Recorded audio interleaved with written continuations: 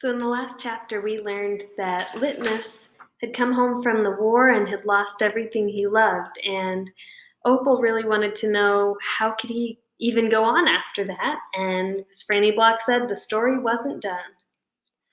Well, Litmus came home from the war, said Miss Franny, as she went on with her story, and found himself all alone. And he sat down on what used to be the front step of his house, and he cried and cried. He cried just like a baby. He missed his mama, and he missed his daddy, and he missed his sisters, and he missed the boy he used to be. When he finally finished crying, he had the strangest sensation. He felt like he wanted something sweet. He wanted a piece of candy. He hadn't had a piece of candy in years. And it was right then that he made a decision. Yes, ma'am. Litmus W. Block figured the whole world was a sorry affair, and that it had enough ugly things in it, and what he was going to do was concentrate on putting something sweet in it. He got up and started walking. He walked all the way to Florida, and the whole time he was walking, he was planning. Planning what? I asked. Why, planning the candy factory. Did he build it? I asked. Of course he did. It's still standing out on Fairville Road.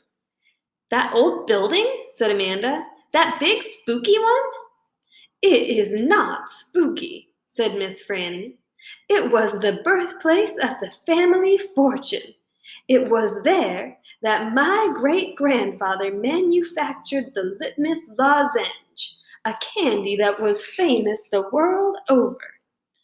I've never heard of it, said Amanda. Me neither, I said. Well, said Miss Franny, they aren't made anymore. The world, it seems, lost its appetite for Litmus lozenges, but I still happen to have a few. She opened the top drawer of her desk. It was full of candy. She opened the drawer below that. It was full of candy, too. Miss Franny Block's whole desk was full of candy. Would you care for a Litmus lozenge? She asked Amanda and me. Yes, please, said Amanda. Sure, I said. Can Winn Dixie have one too?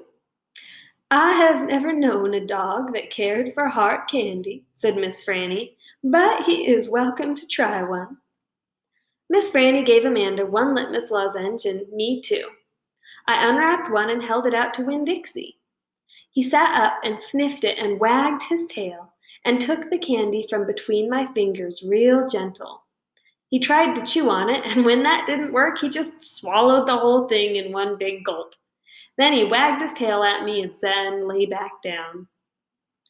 I ate my Litmus lozenge slow. It tasted good. It tasted like root beer and strawberry and something else I didn't have a name for. Something that made me feel kind of sad. I looked over at Amanda. She was sucking on her candy and thinking hard. Do you like it? Miss Franny asked me.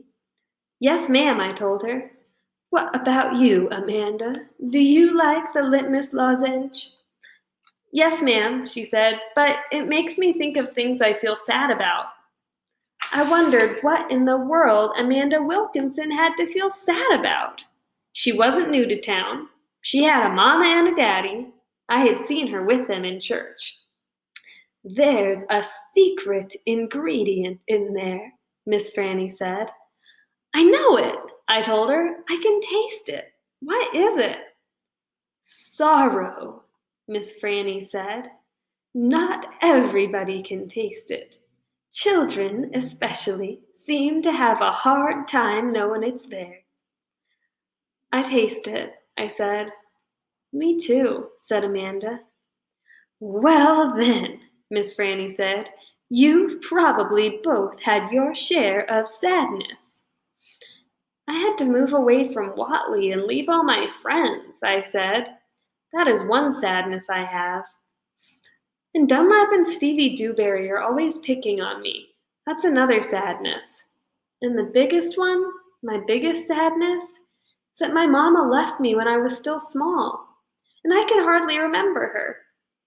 I keep hoping I'll get to meet her and tell her some stories.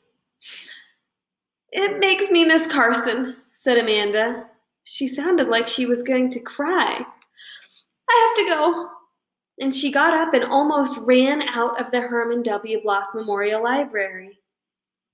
Who's Carson? I asked Miss Franny. She shook her head. Sorrow, she said. It is a sorrow-filled world. But how do you put that in a piece of candy? I asked her. How do you get that taste in there? That's the secret, she said. That's why Litmus made a fortune. He manufactured a piece of candy that tasted sweet and sad at the same time. Can I have another piece to take to my friend Gloria Dump? And another one to take to Otis down at Gertrude's Pets, and one for the preacher, and one for Sweetie Pie, too? You may have as many as you want, said Miss Franny. So I stuffed my pockets full of litmus lozenges, and I thanked Miss Franny for her story, and I checked out Gone with the Wind, which was a very big book. And I told Winn Dixie to get up, and the two of us left and went over to Gloria Dump's. I rode right past the Dewberry's house. Dunlap and Stevie were playing football in the front yard, and I was just getting ready to stick my tongue out at them. But then I thought about what Miss Franny said about war being hell, and I thought about what Gloria Dump said about not judging them too hard. And so I just waved instead. They stood and stared at me, but when I was almost all the way past, I saw Dunlap put his hand up in the air and wave back. Hey, he hollered. Hey, Opal. I waved harder, and I thought about Amanda Wilkinson.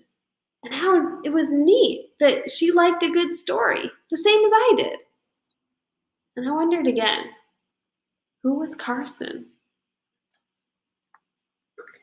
If you had a chance to try a litmus lozenge, what do you think you would taste? I've been thinking about that myself too. If you would like to share and you're watching here on Flipgrid, you can reply with a video.